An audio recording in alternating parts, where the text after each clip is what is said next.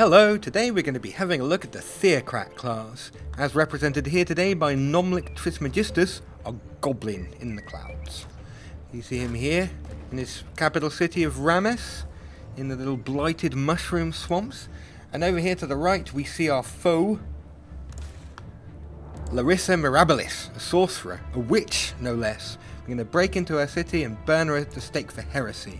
Now, this is a scenario that we've set up so that you can sort of see what the end game will look like. And right, let's have a look at what kind of spells we can cast. Now, as a Theocrat, our spells are all religiously themed. We can mark people as heretics. We can summon cherubs, little flying demon baby monsters. We can have a beacon of faith set up in our city so that it grows faster. Paid absolution. We can force the citizens to pay us for the privilege of being members of our religion, stuff like that. Let's start off, let's mark Larissa as a heretic. Always a good place to start. So that means that we'll be able to do more damage to her units. Now we're going to be mostly focusing on battle today, so I'm going to bring my army over here and engage. Now we have a thing called the adjacent hex rule. So not only is the stack we're attacking engaged in battle, but all of the surrounding stacks are going to be engaged as well. So you can see that it's actually going to be our 12 units versus her 10. There could be up to 42 units in a battle if every single hex is filled. So let's enter battle and see what happens. Here we are. Nomlic Trismegistus attacked Larissa Mirabilis. I don't know who came up with these names. Anyway, so she's a defender, so she gets to go first. See what she does. We're all starting out of range. There's not much you can do, so she's going to cast haste on this fella over here. Now, this is... Oh, it's my turn. Okay, sorry about that. Okay, this is an Eldritch Horror. This is the most powerful unit that a sorcerer can summon, and it's a nightmare. It is a heretic, since Mark of the Heretic we just called, but it also has haste, meaning it can move twice as far. It has shock breath, so it's essentially a dragon breath weapon attack, but with lightning. It does spirit damage and blight damage, and worst of all, it's immune to both blight damage and spirit damage, which is a problem since goblins do blight damage and Theocrats do spirit damage. But we'll sort it out somehow. She's also got some apprentices here. They are the normal sorcerer unit, those little mini wizards. You can fairy fire, throw lightning bolts at us from the walls, can dispel magic. You also got some archers, and these guys, phantasm warriors. They're a mid-level sorcerer summon. They're very tough, do a fairly nice amount of damage. They have the chance to shock the target so that when they hit people, the target is stunned and doesn't move as fast. Okay, now what are we going to do? What have we got? Okay, we have these guys, Goblin Crusaders. They're the best. Look at them, hiding behind the little shields. These are tier 2 infantry. Then we have these guys, Flying Goblins, the Exalted. They're tier 3. They can sweep over the walls and hopefully get into the enemy's face before their arrows can do too much damage to us. We've also got Martyrs. Martyrs are a low tier unit whose main gimmick is this ability, Absorb Pain, which I'm actually going to use on these Swarm Darters. What that means is if somebody tries to damage the Swarm Darters, and someone is going to try and damage the Swarm Darters, then the damage will actually be transferred to the Martyrs instead. So hopefully that will give the Swarm Darters a chance to actually shoot a bit before they get torn to pieces by the defenders. We've also got this bad boy over here, the Shrine of Smiting. This is the tier 4 Theocrat unit. It's basically a great big box of pain. Has this ability, Smiting Prayer Bolts, which does more damage depending on the more devout units we have on the field. Since we have a lot of devout units, hopefully it'll hit pretty hard. It also has Divine Vengeance, a huge AoE that we can use once per battle. Now, first things first, let's do some magic. Now, this spell here, Holy War, poor old Trismegistus, what's his name? Nomlic. He isn't on the field, so that means this spell is much more expensive than it would usually be, but we're going to cast it anyway. Holy War gives plus 10 damage to all the melee attacks of our unit, so hopefully that'll really give us a bit of an edge. There it goes. This thing's all sort of glowing and golden. The glowing glow of impending doom for Larissa. So right, let's advance. These guys are going to stand here, hide behind here. I don't think they can get into attack range yet, so I have to wait for next turn.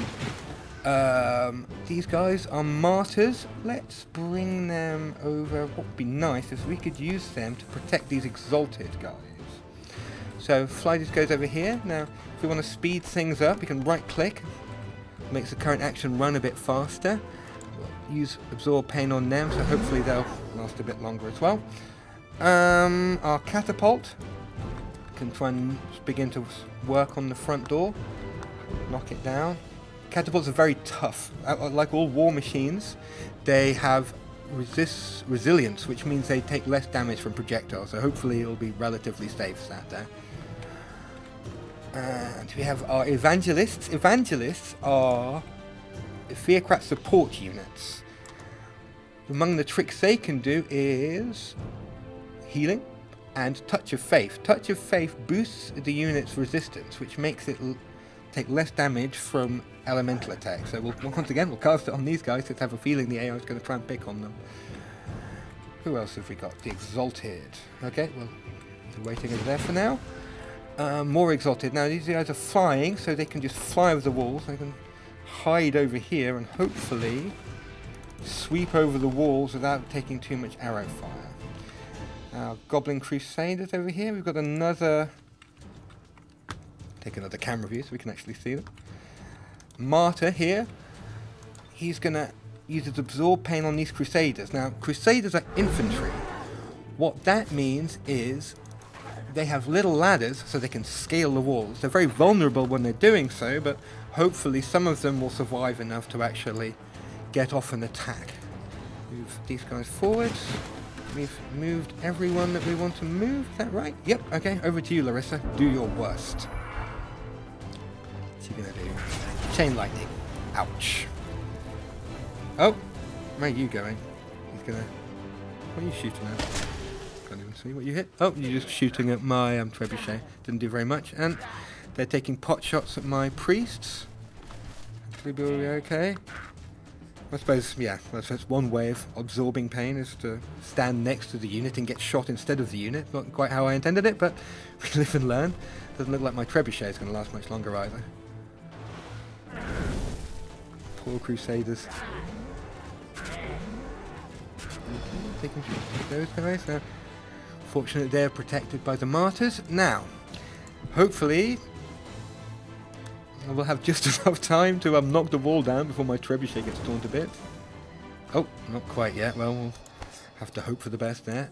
This guy's going to fly over here, so next turn he'll be able to get across. Swarm darters are finally in attack range, I believe. Let's stand here. Can we shoot now? Yes. Now, swarm darters actually fire little tiny mosquitoes, so they home in. That means they've got no range penalty and no line of sight penalty from shooting over the walls. You can see they do quite a hefty amount of damage, and hopefully they'll survive next turn to do some more damage again. In fact, since I have a feeling, let's cast Dispel. Instant Wrath means anyone attacking the swarm darters will actually take some of the damage reflected back onto them, so hopefully it'll help them at least punish people who try and pick on my poor defenseless little mosquito shooting friends. Right, these guys are going to run forwards over here. Try and climb up onto those walls, and you come up onto here. Keep climbing onto their little ladders, ready for action. Unfortunately now, because they're stood on the walls, their defense has been reduced quite heavily. Which, yeah, is a bit of a problem, but that's the risk you take if you try and climb up onto the wall of an enemy held castle. These guys are going to fly right over here, getting ready to attack. And these guys, are we already martyring? Oh, we're already martyred. You guys can just hide at the back, and probably going to die anyway because of absorb pain, you two. And this, can we get into range to do anything fun? Right, we're in shooty range. I don't think this is our big area of effect attack, but we're not quite in range to do it yet. We could hit the Eldritch Horror. It looks like we'd also blow up our own trebuchet, and we don't really want to do that. We do have these smiting prayer bolts, though, so can we hit anyone with those? Let's kill these archers. I'm sure we can get there. Yep, there they go. And who else have we got? The evangelists, poor guys. Priest, healer, heal thyself. Heal thyself. And the martyrs. There we go. you guys fly over and come in to start picking on the archers over here. Okay, over to you again, Larissa. Ouch. Okay, now these are tier 1 archers against tier 3 units, so they're quite tough. Hopefully they'll survive a bit. Also our Shrine of Smiting, pretty tough unit as well. Hopefully won't die. So they are pouring a lot of fire into it. Maybe I should have cast Instant Wrath on that instead. Probably should have. Oh well. Yep. The side effect is the AI does understand things like Instant Wrath, so it knows that if it attacks the Swarm Darters, it's going to take damage itself, so it's not. So I guess the spell is kind of working. Oh, what are you up to, Mr. Eldritch Horror? Sort of slowly floating now. Normally he wouldn't be able to move that fast, but Larissa did cast haste on him, so yeah. He's quite a mobile demonic entity from beyond the grave. Now, these guys are flying over here. Guard. And the trebuchet finally gets to knock the door down. Hurrah! Leaving the way open. What is this door made of? It's tough, isn't it? How many hit points have they got left? 3. Pfft. Oh well. Time for our next trick. The Shrine of Smiting has Divine Vengeance. 10 fire and 20 lightning damage to everyone within range who's not devout. So let's use it to blast these guys apart. Gotcha. Unfortunately, it's only used once per battle, but you can see it's always a very effective attack. Swarm Darters, who miraculously are still alive, can start dishing out more pain over here to these apprentices, who are also quite tough units. Crusaders up, climbing up onto the walls. What's going on over here? Now, here we have a bit of a problem. The Exalted have blocked off our Crusaders. The Crusaders can't get off the wall because the Exalted are in the way. Not very good planning on my part. Unfortunately, that means these guys are going to have to take an attack of opportunity from these Phantasm Warriors. But I don't really see a way around. Oh, I do. I can flank them. Now, the Phantasm Warriors can only do an attack of opportunity on these guys if they're facing them. If we run up behind them and make them turn around, like we're doing... Oh, or we could just kill them. That works too. Anyway, we'll fly over here. Start hitting these guys. I was trying to be all clever there. It shows me. That's why I just kill things. This is what we get. Anyway, okay, so the Crusaders can hopefully finish off these guys. Nope. Yeah, Phantasm Warriors have the ethereal ability, I believe. No, incorporeal, that's how it's called. Gives them 60% physical protection, making them very tough to kill. So they're the tanks in the Sorcerer's army. What are our martyrs doing? Martyrs are kind of over here, so they can kind of run forward. Can you hit anyone with a rock? David and Goliath? No? Okay. Let's hide here. What else have we got? These guys might as well try and bring in some fire support. Can they do anything? Over here, in range to maybe convert the enemy? Nope, nothing in range. So yeah, just block. What else we got? More martyrs, more rocks, and yep, we're out of units. Are there any spells we can cast? Nope, we're out of casting points as well. So over to you, Larissa. See what she's gonna do. But oof, there goes my trebuchet. And here comes this guy. It's not gonna be pretty. Ouch! Aha! Instant wrath. Did 11 damage back. Oh, and it gets healed by the apprentice. The apprentice, for the sorcerer, one of his main jobs is to follow the sorcerer's armies around and use healing abilities. Its healing ability only works on the summoned units, but sorcerer armies tend to have a lot of summoned units, so they tend to synergize quite well with each other. But yeah, we're getting there. We're getting there. Right now. This guy is still a very big problem. We've got a bunch of units, but the Eldritch Horror is a terrifying, terrifying beast. And really, the safest thing to do is to shoot it with ranged attacks. Ranged attacks that we don't really have. So, okay. First things first. Let's kill the apprentices. Get those out of our faces. You're dead. Right. They're quite squishy units, so it doesn't take much to take them down. Right, should we shoot Larissa or should we rain fire? We really can't do much damage. Maybe we can sort of do a bit more damage to those apprentices. Trying to shoot through the walls, never that good an idea, but Yeah, so we can attack with the Crusaders, but the Crusaders, yeah, aren't going to be doing much back. Eldritch Horrors, immune to blight damage. Thanks. At least we can kill the apprentices. Yep, kill the apprentices. And what can we do? Tier 4 units are the most powerful units in the game, and these Eldritch Horrors are certainly living up to their reputation. And yeah, this poor old Crusader. Is he going to be sacrificed for the cause? Don't really see any other option for the poor guy. So I hit him, I do 8 to 12 damage. He hits me back, does 10 to 14 damage. And he has the fearsome ability, which means I have to roll a save, otherwise I'll panic and run away like a little girl. Oh, or I'll just die. Okay, anything else? Can we throw a rock at him? Nope. We're not even ranged to throw rocks. Are you in range to throw rocks? Yay! Suck rock.